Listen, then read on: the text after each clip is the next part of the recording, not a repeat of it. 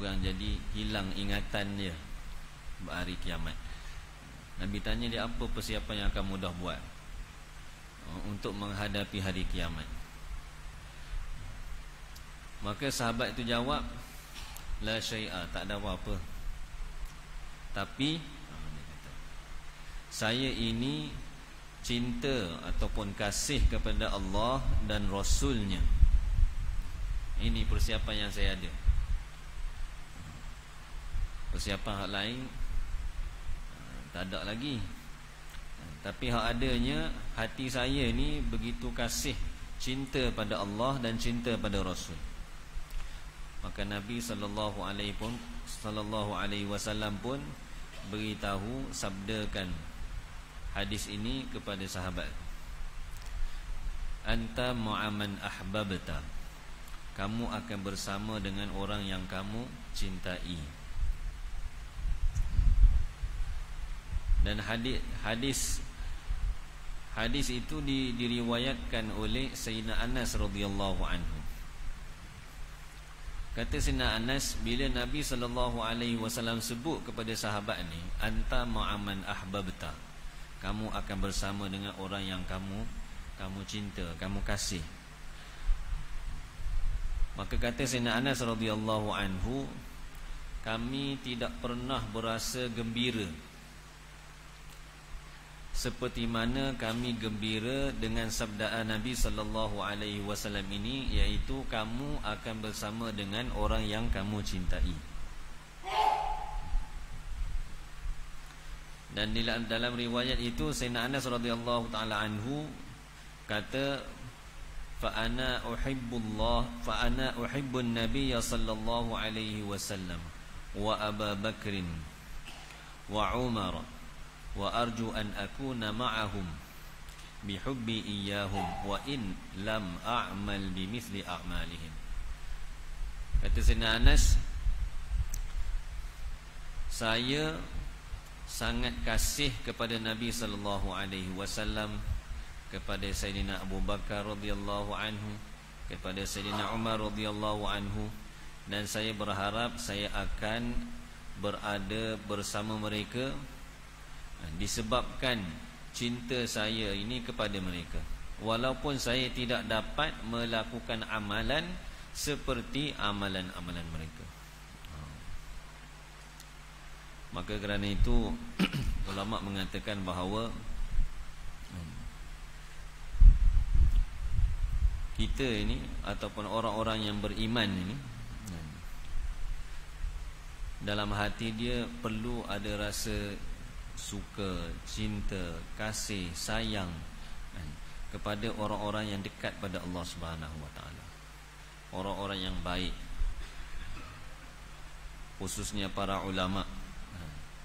Kita kasih kepada mereka, sayang kepada mereka, dan kerana mereka ini mempunyai kedudukan yang tinggi di sisi Allah Subhanahu wa taala, mudah-mudahan dengan kita suka pada mereka ini, di akhirat nanti Allah Subhanahu wa taala akan letakkan kita bersama-sama dengan mereka. Kita ni mungkin orang biasa je, amal pun tak berapa nak banyak, tapi dengan kita cinta dan kasih pada ulama, pada orang yang dekat pada Allah Subhanahu wa taala, khususnya Nabi kita, Nabi Muhammad sallallahu alaihi wasallam,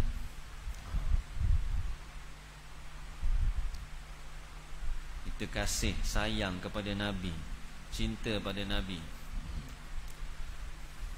dalam hati tu betul-betul rasa cinta. Dia cinta ni, sayang bukan duduk mulut je, dia duduk dalam hati. Dan cinta dan kasih sayang ni, dia akan menyebabkan seseorang itu akan buat apa sahaja yang disukai oleh orang yang dikasihi.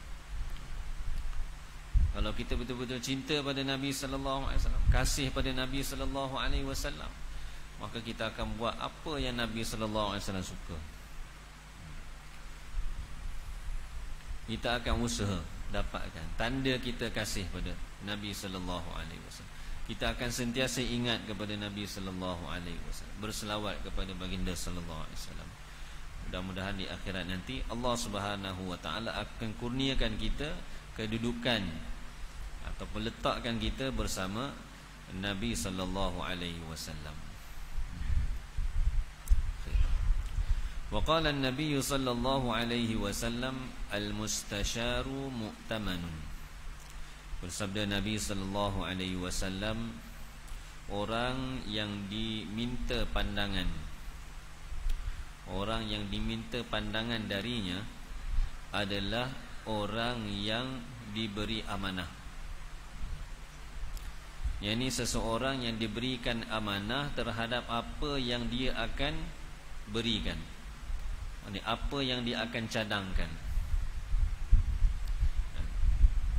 Sahabat-sahabat kita ataupun orang-orang yang dekat dengan kita datang kepada kita, minta daripada kita pandangan berkenaan dengan sesuatu perkara yang di dalam bidang kita, yang di dalam pengetahuan kita.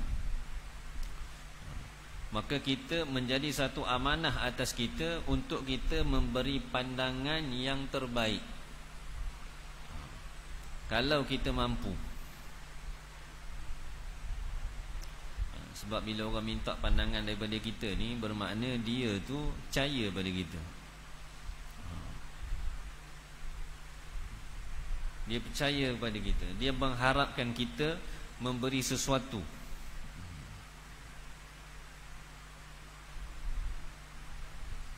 Jadi orang yang diberi amanah untuk memberi pandangan ini, maka dia hendaklah memberi pandangan yang terbaik. Samalah kalau dalam kita bersama sahabat-sahabat kita, ataupun kita berada di dalam mesyuarat. Di dalam mesyuarat, apabila diminta memberi pandangan, maka kita perlu memberi pandangan yang terbaik. Pandangan yang terbaik.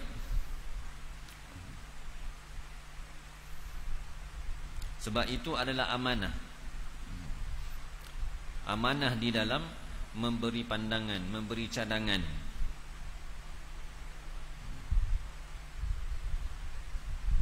Dan orang yang hendak meminta cadangan itu, hendaklah dia tahu bahawa orang yang dia nak minta cadangan, minta pandangan ni, orang yang ada kelayakan, orang yang mampu untuk memberi pandangan yang baik, yang sesuai dengan dia.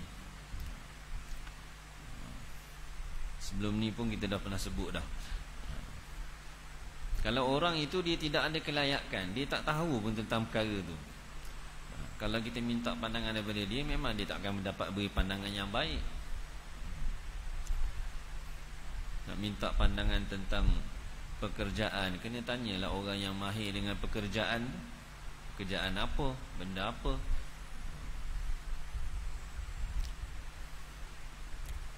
Dan orang yang diminta pandangan ini, dia ada dua pilihan.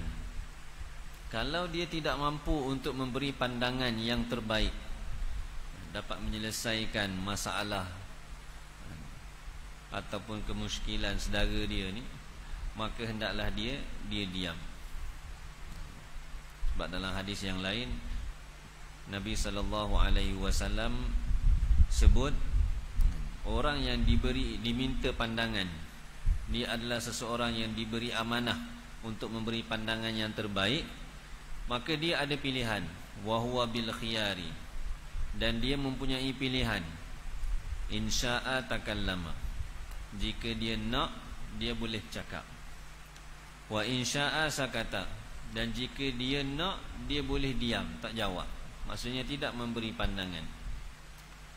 Cuma fa in takallama falyajtahid ra'yahu, sekiranya dia bercakap, maka hendaklah dia berusaha memberi pandangan yang terbaik, bersungguh-sungguh memberi pandangan yang terbaik, selesaikan masalah.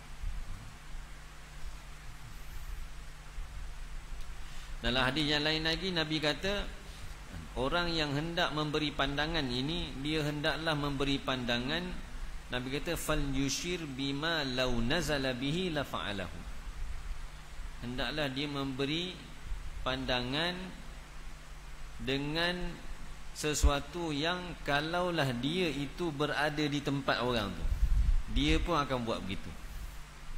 Dia akan buat apa yang dia cadangkan. Dia akan buat apa yang dicadangkan. Bukan dia cadangkan orang ni, kalau dia sendiri kena tak buat gitu. Tak. Cadangan yang kita akan beri kepada orang yang minta cadangan daripada kita ialah kalau kita berada di dalam situasi orang yang meminta cadangan, kita pun akan buat apa yang kita cadangkan. Maksudnya begitu sekali Nabi SAW suruh kita beri pandangan yang terbaik. Pandangan yang kita rasa kalau kita kena, kita akan buat begitu. Itulah yang kita akan bagi pada dia.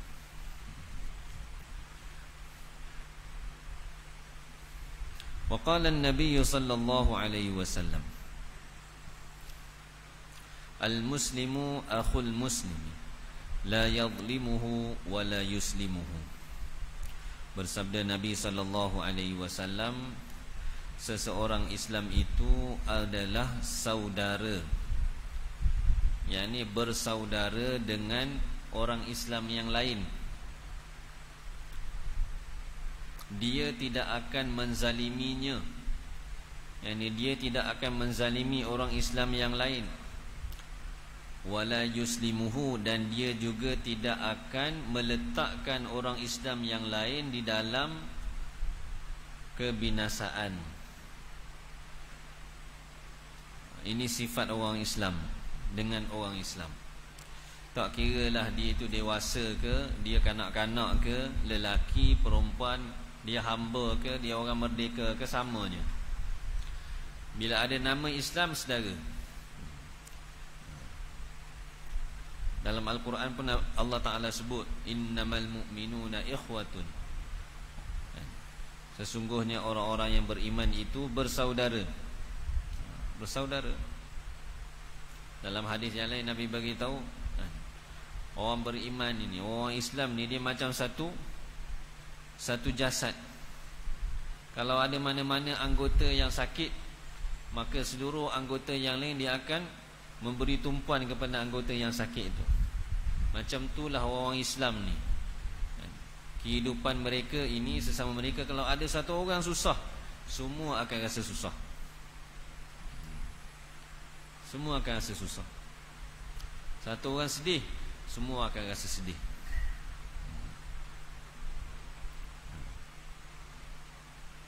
Lebih-lebih lagi kalau dia itu menyebabkan orang Islam lain terzalimi. Yang ni tak panggil saudara ni. Kalau saudara ni, kita akan jaga dia, kita akan pelihara dia. Kalau dia susah, kita akan tolong. Kalau ada orang nak ganggu dia, kita akan tolong. Kita akan menjadi benteng supaya dia itu tidak terganggu.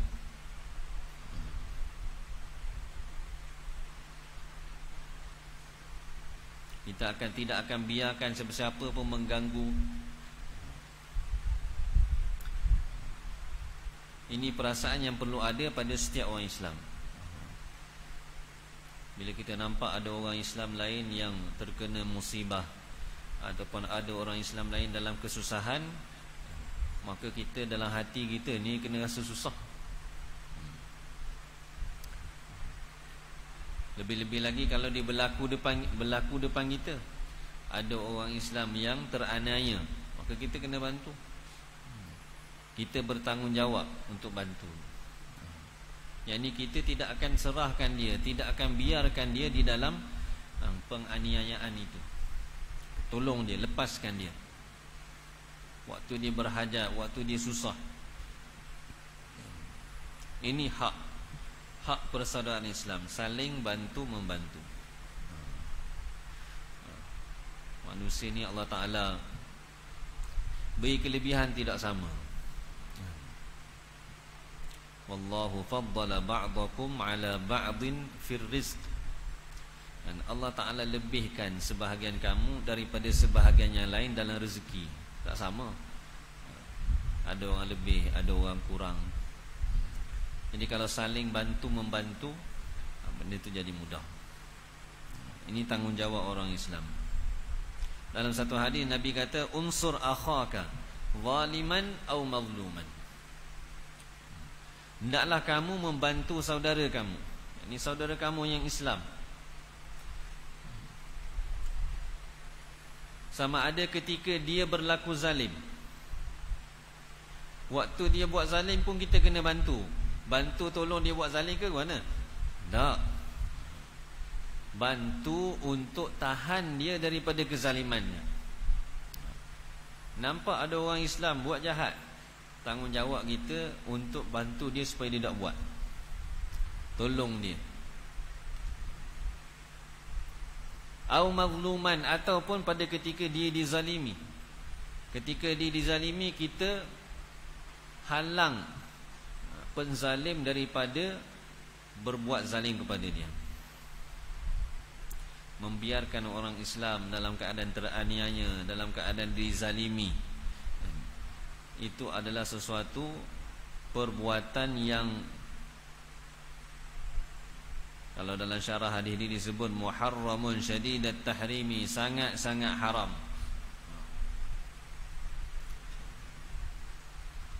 Membiarkan orang Islam yang lain teraniaya dalam keadaan kita ni ada.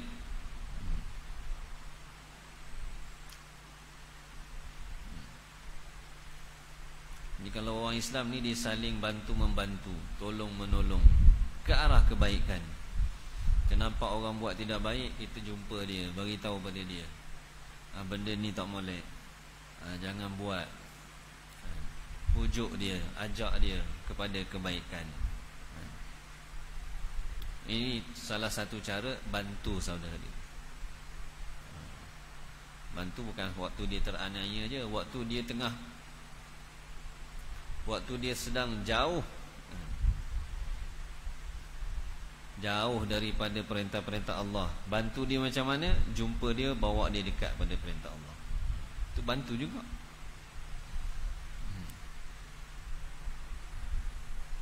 Sebab bila dalam keadaan tu sebenarnya dia telah menzalimi diri dia sendiri. Orang tu bila jauh daripada perintah-perintah Allah, jauh daripada agama, sebenarnya dia sedang menzalimi diri dia sendiri. Jadi kita ni kena ada perasaan sedih, sayang pada dia. Dia orang Islam, bantu dia supaya dia tidak menzalimi diri dia sendiri.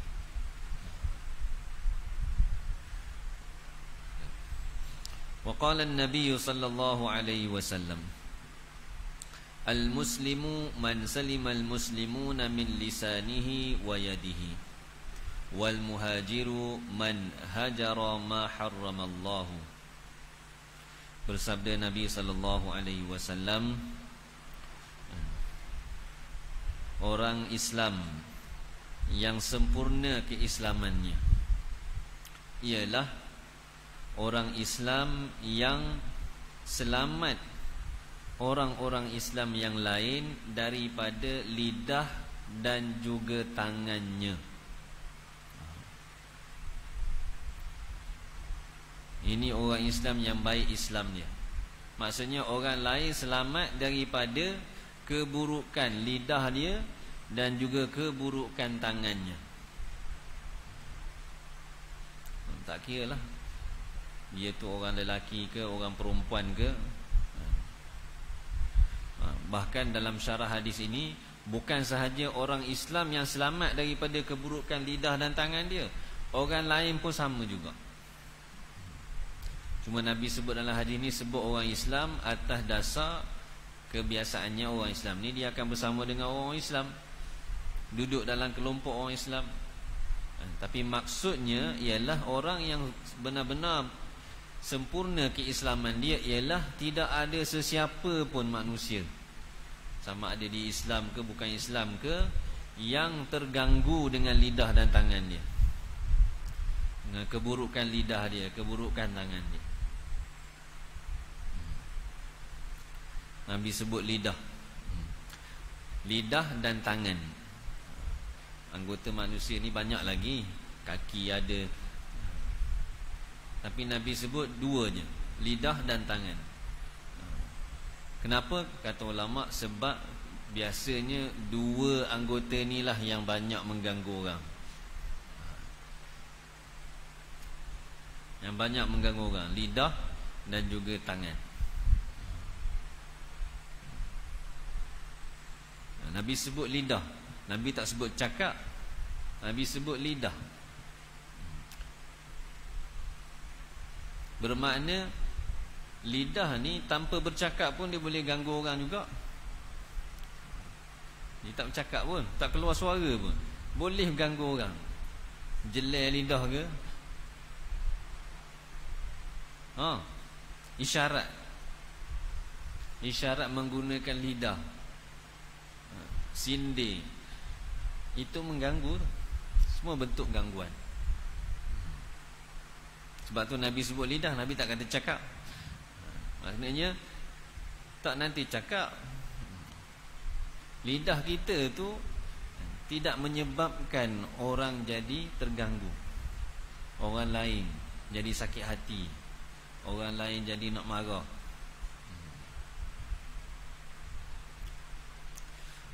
Dan kebiasaannya lidah ini juga dia menggambarkan apa yang ada di dalam hati.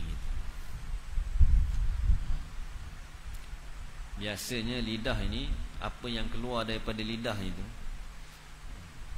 sama ada dalam bentuk sindiran ke, dalam bentuk percakapan ke, isyarat ke, sebenarnya itulah gambaran apa yang ada dalam hati seseorang.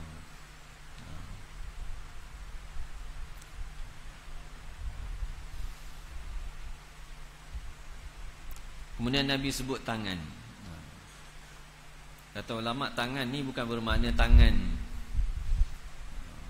hak zahir ni. Yang ni masuk juga. Masuk tangan ini ialah perbuatan dia, menguasai orang lain, menindas orang lain tanpa hak. Itu pun masuk dalam kategori tangan. Jadi orang yang sempurna keislaman dia, sifat dia ialah tidak ada sesiapa pun yang terganggu, tidak ada sesiapa pun yang tersakiti rasa hati dengan lidahnya ataupun tangannya. Susah nak buat kan? Nak jaga lidah, nak jaga tangan. Zaman sekarang tangan nanti kena pukul dah. Kadang tulis je, dia tarik je, mau sakit hati lah.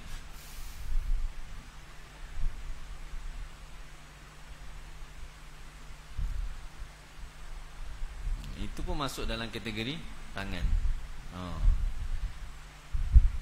Ni hantar pesanan ringkas, tulis pakai taik, pakai tangan ni.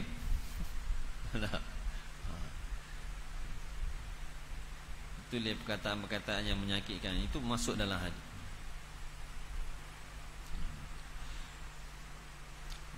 Mudah-mudahan Allah Ta'ala pelihara kita semua. Kemudian baginda sallallahu alaihi wasallam bersabda, wal muhajiru man hajara ma harramallahu. Dan orang yang berhijrah, yang orang yang sebenarnya berhijrah ialah orang yang berhijrah meninggalkan perkara yang diharamkan oleh Allah. Ini yang susah. Rasa ayat ni tiap-tiap tahun dengar. Masuk bulan hijrah aja, ustaz-ustaz mari bagi tazkirah berkenaan dengan ma'al hijrah ni, pasti akan sebut apa takrifan, definisi hijrah yang sebenar. Hijrah yang sebenar ialah kita meninggalkan perkara yang diharamkan oleh Allah Subhanahu wa taala. Kebiasaan manusia ni, dah nama dia manusia, ada nafsu. Setiap masa didatangi bisikan-bisikan daripada syaitan. Memang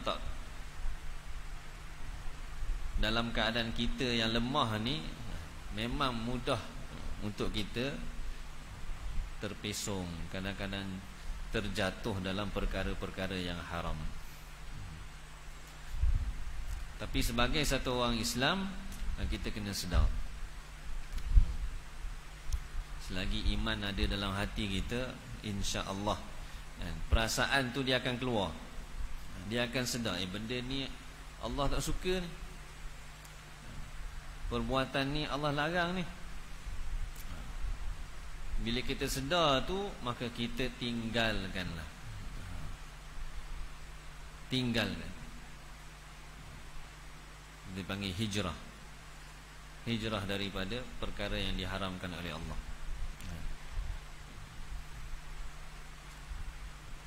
Zaman hari ni ada sebut artis hijrah.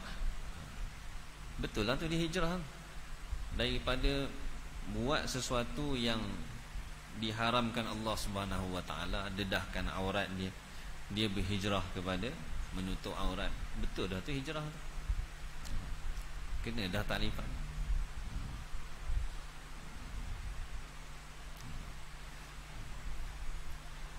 Cuma orang yang macam tu dia sedar, dia tahu dia ni begini dia sedar.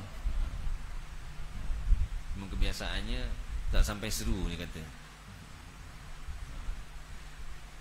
Hak biasa yang susah sikit nak nampak ni orang macam kita ni. Nampak duduk masjid, semayang, tapi benda-benda yang kita tak nampak. Nampak.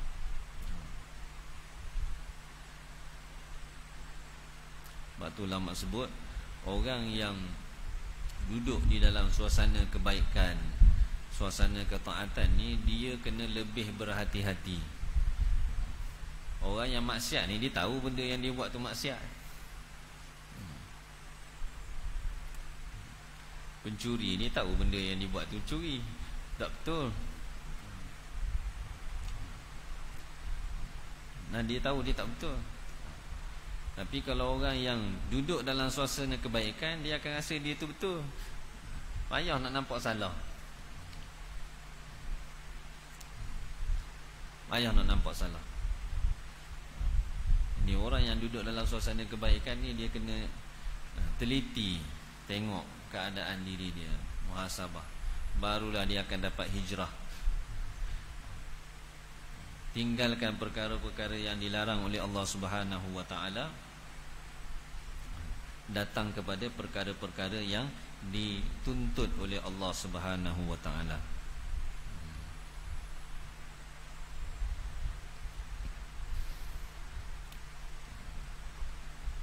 Dan orang yang beriman, orang Islam ni, ada dua perkara. Ketika hidup ni, dua perkara yang dia kena usaha. Dia kena gabungkan dua-dua ni, barulah dia akan jadi satu orang beriman, satu orang Islam yang sempurna. Keimanan dan keislaman. Yang pertama, hak Allah, semua disempurnakan. Yang kedua, hak makhluk.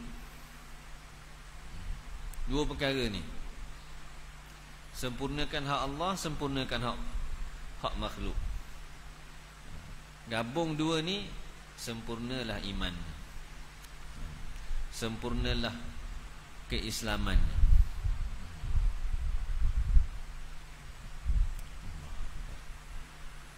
Orang yang tukang cakap yang takut nak main syarah-syarah, sedap syarah, tapi lepas tu dengung nak buat, balik mikir, tadi cakap sedap sangat ni masjid, waktu nak buat tu. Sebab agama ni bukan cakap, agama ni dia amal. Cakap ni amanah, tuntutan dalam ilmu, amanah untuk bagi tahu. Tapi hakikat sebenarnya agama ni adalah amal. Itu hakikat dia. Kita belajar, contohnya belajar fardu ain, belajar apa? Belajar agama. Tuntutan dia apa? Amal. Itu tuntutan dia sebenar. Taat perintah Allah, taat perintah Rasul, tinggal larangan Allah. Itu tuntutannya. maksud sebenarnya. Bukan sekadar tahu. Bukan untuk kita bagi tahu pada orang lain. Tak. Maksud belajar, maksud kita belajar ilmu, maksud kita tahu tentang satu perkara bukan untuk kita bagi tahu pada orang lain. Tujuan asal dia adalah supaya kita buat. Kita buat. Bagi tahu pada orang lain itu amanah. Amanah di dalam ilmu. Amanah dalam ilmu ni tuntutan dia ialah kita sampaikan. Itu tanggungjawab. Maksud kita buat. Kita buat. Kalau kita jadikan maksud belajar itu untuk bagi tahu pada orang lain, bukan untuk amal. Ini masalah besar.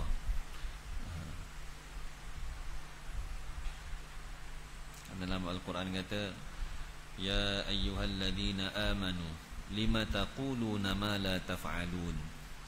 Wahai orang-orang yang beriman, kenapa kamu kata perkara yang kamu tak buat? Susah.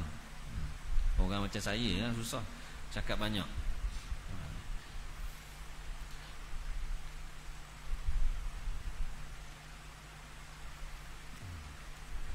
Allahu Akbar.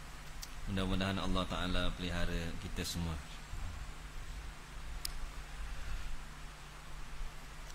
Waqala an-nabiy sallallahu alaihi wasallam ma'a kulli farhatin tarhatun.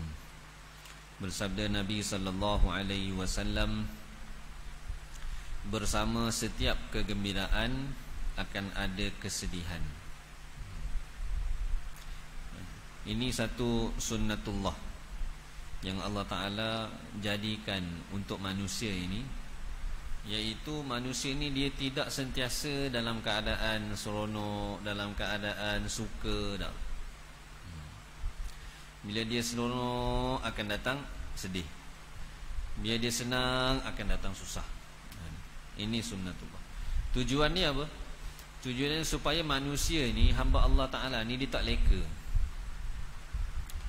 Dia tidak leka dengan kesenangan, dengan kemudahan yang Allah Ta'ala kurniakan kepada dia. Dia jadi tidak leka. Kalau senang, lama-lama jadi lalai, leka, jauh daripada perintah-perintah Allah. Allah Ta'ala bagi susah, baru datang balik. Bagi rasa sedih, barulah ingat Allah. Datang musibah, ujian dan sebagainya. Ini sunnatullah.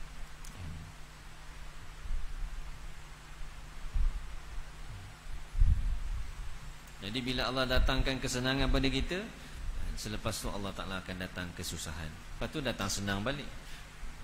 Begitu dia punya giliran dia. Dia bergilir. Dia tak akan ada senang. Kita tengok kehidupan Nabi pun macam tu. Ada waktu senang, ada waktu susah. Susah yang bukan susah yang sedikit, susah yang berat-berat. Masya-Allah. Itulah cara Allah Subhanahu wa Ta'ala memberi isyarat kepada hamba-hamba Allah Subhanahu wa Ta'ala, supaya hamba-hamba Allah Ta'ala ni dia ingat pada Allah. Dia datang kepada kekuasaan Allah Subhanahu wa Ta'ala. Dia sedar bahawa sebenarnya ni semua datang daripada Allah. Kesenangan ni, kemudahan ni, kenikmatan ni datang daripada Allah. Bila Allah Ta'ala uji dia dengan kesusahan, terus dia akan nampak kudrat Allah Subhanahu wa Ta'ala, kekuasaan Allah Subhanahu wa Ta'ala. Wallahu a'lam. Semoga Allah Subhanahu wa Ta'ala beri taufik kepada saya dan kita semua dengan apa yang disampaikan pada malam ini, sama-sama dapat kita jadikan pedoman untuk kita amalkan dalam kehidupan kita dan kita sampaikan kepada saudara-saudara kita yang lain. Subhanakallahumma bihamdika asyhadu an la ilaha illa anta astaghfiruka wa atubu ilaik. Subhana rabbika rabbil izzati amma yasifun wa salamun alal mursalin walhamdulillahi rabbil